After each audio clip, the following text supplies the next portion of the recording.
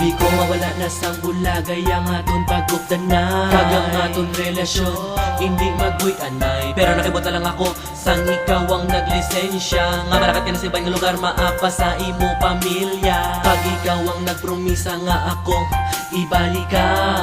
ibalikan mo pa ayhan. Kadugay sang akon nga hulat diin ka na ayhan. Akon nga nabalitaan nga may ara ka na sang iban. Ginpaasa mo lang ko sa wala kag ako imo ginkalimtan mo lang ang aton nga mga inagyan. Pero wala na ko may mahimo kay natabo na natanan. Isa lang ginapangamuyo ko ang magbalik ka lang.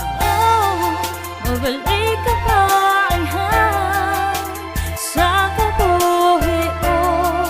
Kay ginahulat ko din ang pagpalangga mo. Mabalik ka pa ayhan sa kabuhi ko.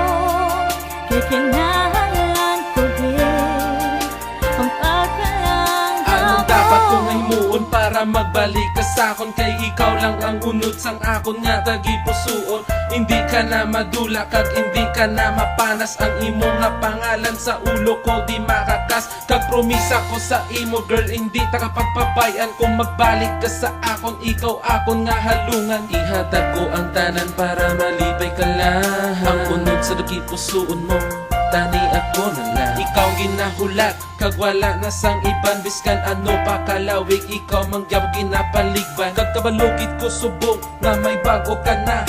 Pero kung bayaan ka tani mabalik ka na.